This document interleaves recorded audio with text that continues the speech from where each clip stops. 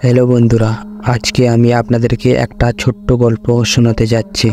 তা হলো ওটা কার ছবি ছিল। চলুন তাহলে গল্পটা শুরু করা যাক।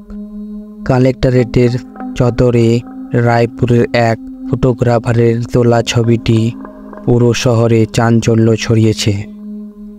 ফটোগ্রাফার একটি মহিলাকে কালেক্টরেটের কমপ্লেক্সে তৈরি ফোয়ারায় বসে ছবি তুলতে চেয়েছিলেন, কিন্তু তিনি যখন রিলটি ধুয়ে ফেললেন তখন সেই মহিলার মুখটি বিভীষিকাময় এবং ভীতিকরজনক ছিল।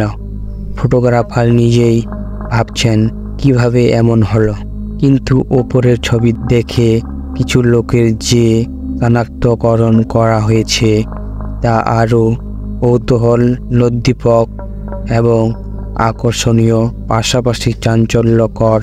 এটি দেখার পরে কালেক্টরেটের অনেকেই বলেছেন যে ছবিতে উঠে আসা ছবিটি কালেক্টরেটের একজন কর্মচারী শ্রী বাসবের, যিনি কয়েক বছর আগে মারা গিয়েছিলেন।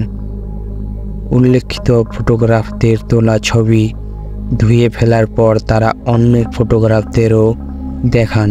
তিনি বলেন, অনেক সময় এমন হয় যে কেউ ছবি তোলার আগে ক্লিক চাপলে ধোঁয়ায় ব্যক্তির মুখ বিকৃত হয়ে যায়, কিন্তু যদি তাই হয় তাহলে ছবিটি সামনে থাকা ব্যক্তির হওয়া উচিত ছিল।